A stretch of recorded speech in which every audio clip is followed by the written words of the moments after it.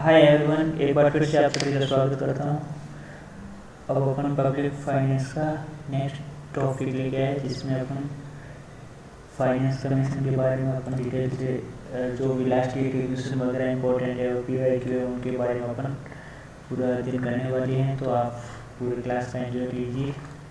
और इस ये मोस्ट ऑफ इम्पोर्टेंट क्वेश्चन है पब्लिक फाइनेंस के, जो मैं अभी आपको बताने वाला हूँ, जो कि लास्ट ईयर के एग्जाम में और PYQ है और जो भी एक्सपेक्टेड MCQ है। ये क्या है कि इसका ये क्वेश्चन क्या है अपना,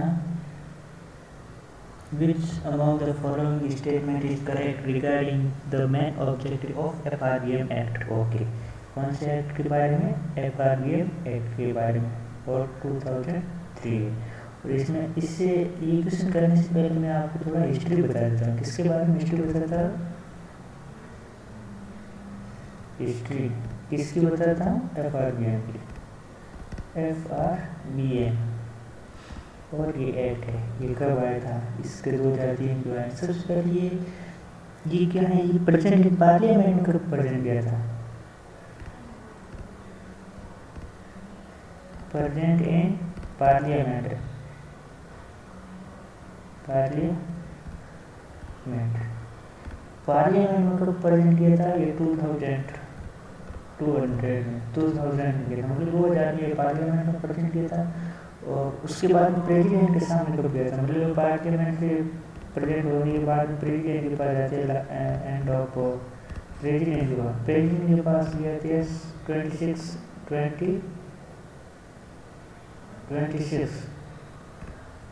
26 अगस्त 2003 को, मतलब 26 अगस्त 2003 में प्रेसिडेंट ने इसकी अनुमति दे दी थी। और ये इफेक्ट कब हुआ था? इफेक्ट कब आया था? ये आया था 5 जुलाई 2004 में। ये आपको ध्यान रखना है। अगर आप बोल रहे ये इफेक्टिव कब हुआ था, मतलब FRBM में कब हुआ था, तो 5 जुलाई 2004 में। और प्रेसिडेंट ने इसमें सहमति कब दी थी? 26 अगस्त 2003 में। और ये पार्लियामेंट में प्रेजेंट कब हुआ था? 2000 हुआ था। अब अपन क्वेश्चन की तरफ आगे बढ़ते हैं। ये है कि इसमें मतलब मैंने ऑब्जेक्टिव कौन सी ये पूछ रहा है ना, तो ये introduce transparent physical management system in the country, बिल्कुल करेक्ट है। ठीक है। सेकंड क्या है? introduce a more equitable and manageable distribution of the country debt over the year, बिल्कुल, ये भी बिल्कुल सही, ये इसका ऑब्जेक्टिव है। और तीसरा क्या है? एम ऑफ फिजिकल स्टेबिलिटी, बिल्कुल स्टेबिलिटी है, बिल्कुल, for India and long run, बिल्कुल लॉन्ग रन। तो ये आपको ध्यान रखना है कि ये लॉन्ग रन में है। कौन से है? Long run. तो अपना ऑप्शन कौन सा होगा? A, B, मतलब अपना फर्स्ट भी है, सेकंड भी है और थर्ड भी है। अगर ये तीनों जिसमें सही है वो ऑप्शन अपना करेक्ट है। तो अपने यहाँ पर तीनों किस में है? डी में है। किस में है? डी में। तो इसका आंसर क्या होगा? Answer D option is correct. Next question की तरफ बढ़ते हैं अपन। ये बहुत शानदार क्वेश्चन है। तो सर मुझे बताइए, अभी 5th फाइनेंस कमीशन जो चल रहा है, ठीक है, कौन सा? 5th फाइनेंस कमीशन, जिसके प्रेसिडेंट कौन है? NK सिंह है। कौन है? NK सिंह। और सोल्व कौन है? सभी मुझे कमेंट में कीजिए, मैं आपको कमेंट रीड करूँगा। तो इसमें ये क्या पूछा है कि कमीशन मतलब फॉरेस्ट का कितना पार्ट है, फॉरेस्ट में कितना डिवाइड किया गया है। तो ये आप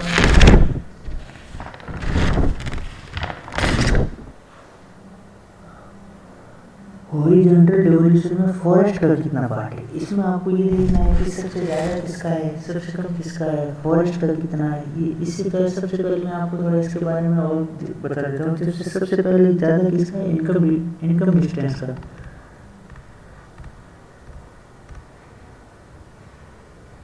इनकम डिस्टेंस का कितना है? 45% है। ठीक है, ये है 1 नंबर पे। ठीक है। और फिर उसके बाद 2 नंबर पे कौन है? उसके बाद में है पॉपुलेशन। इसका है पॉपुलेशन।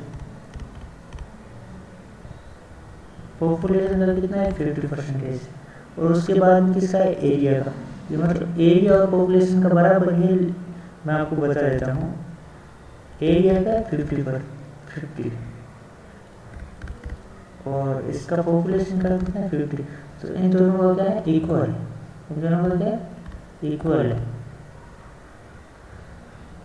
इक्वल है किसका पॉपुलेशन और एरिया का। उसके बाद में आपको देखना है किसका है डेमोग्राफी का।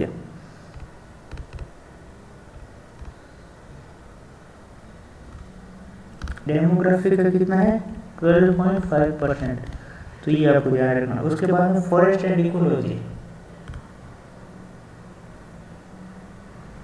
Forest and ecology, forest and ecology का कितना है 10%। तो अपना क्वेश्चन में क्या पूछा है फॉरेस्ट कवर पूछा है, ये आपको कंफ्यूजन करने के लिए पूछा है स्पेशली, नहीं तो डेमोग्राफी का पूछ लेगा आप आराम से 12.5% बता देते, या फिर पॉपुलेशन का पूछ लेता है, या फिर एरिया का पूछ लेता तो 50-50। तो ये डेमोग्राफी का है, सॉरी फॉरेस्ट कवर का है 0, और इक्वल फॉरेस्ट एंड इकोलॉजी दोनों का मिक्स में पूछ लिया जाए, फॉरेस्ट पूछ लिया जाए तो 10%। तो इसका ऑप्शन का करेक्ट आंसर अपना क्या है, D is the correct answer.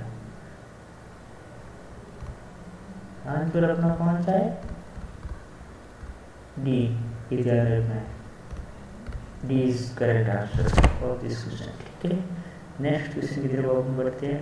ये तो बहुत सिंपल क्वेश्चन आया है, यह कि according to which article of the Indian constitution the finance commission was established. Okay very good, establish कौन करता है, प्रेसिडेंट करता है। कौन सा आर्टिकल होता है 280, इसका आंसर सभी को आ रहा है, बिल्कुल बहुत ही इजी क्वेश्चन है, डी आंसर इज करेक्ट। ठीक है, ये थोड़ा सिंपल क्वेश्चन है, वैसे लेंथ क्वेश्चन है।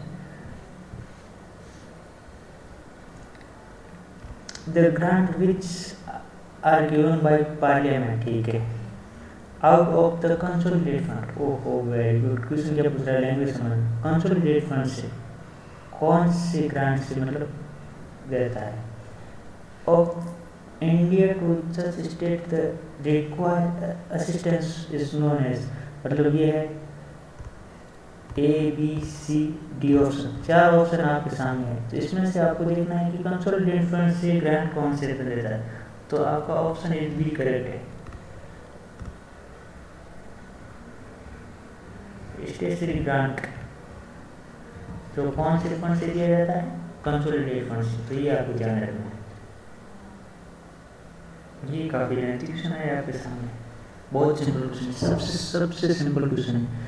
इसमें ये आपको देखना है एक्सक्लूसिवली असाइन टू यूनियन। अच्छा, मतलब एक यूनियन के द्वारा और दूसरा है स्टेट के द्वारा, तो अपन को देखना है कि यूनियन इसमें से कौन सा साइन करता है। देखिए एक्साइज ड्यूटी ऑफ जूट, बिल्कुल सही, ये ऑप्शन सही है। Excise duty of respect to the agriculture land, ये बिल्कुल गलत है, एग्रीकल्चर लैंड पे कौन नहीं करता है, कौन करता है, स्टेट। तो आपको देखना है कि बी किस में नहीं है, बीच में भी है, तो ये भी गलत, ये भी गलत है, ये भी गलत। तो ऑप्शन यहाँ से अपन डायरेक्ट दिया जाए तो अपना ऑप्शन सी है, लेकिन अपन पूरा एक्सप्लेन करेंगे। इनकम टैक्स पे बिल्कुल सही है, यूनियन करता है। State duty of respect to the property रहते देन एग्रीकल्चर, ये एग्रीकल्चर रहते थे, बिल्कुल सी, डी भी गलत है। इनकम टैक्स ऑन एग्रीकल्चर भी गलत है, तो देखना है ACD कौन सा है इसमें, डी, सी ऑप्शन, तो सी ऑप्शन, तो ये ऑप्शन सी इज करेक्ट। तो आंसर क्या है अपना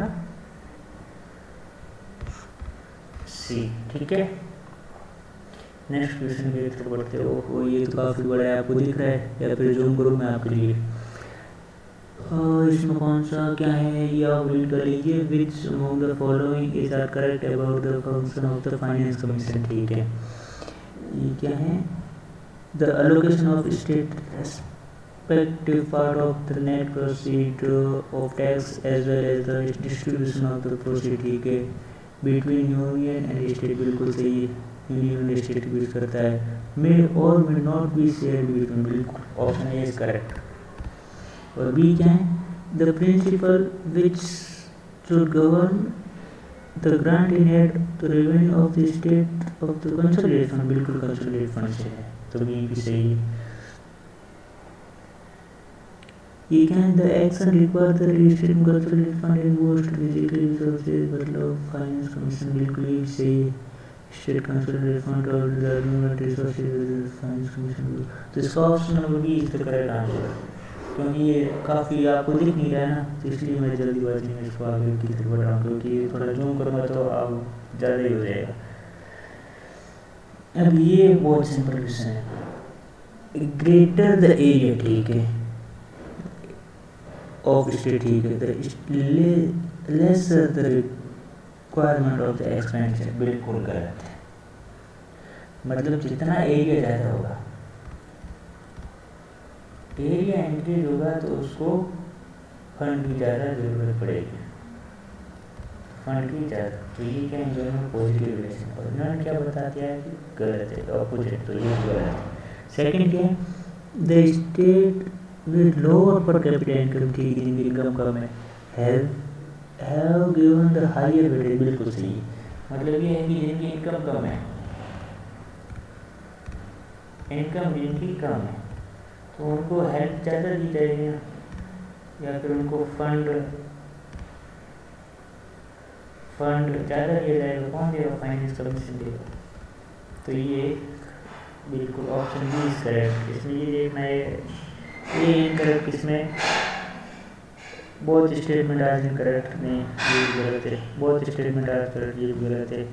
ए स्टेटमेंट इज करेक्ट, बिल्कुल है। ए स्टेटमेंट इज करेक्ट, बिल्कुल है। और बी स्टेटमेंट करेक्ट, तो option B is correct answer. ये लास्ट क्वेश्चन है। ये आर्टिकल 268 से 293 under the 12 deal with, okay, ये डील किसके साथ डील करता है? टैक्स स्ट्रक्चर के साथ करेगा। Financial relation between central state, ये बिल्कुल सही है। और इंटरनेशनल अफेयर्स का कोई लेना देना नहीं है, पब्लिक रिलेशन का कोई लेना देना नहीं है। टैक्स स्ट्रक्चर ये एक तरीके से देखा जाए तो स्टेट में गवर्नमेंट काम होता है, लेकिन आर्टिकल है ना, ये ऑप्शन इसमें भी सही है। कौन सा इसका option B is correct answer, B is correct option.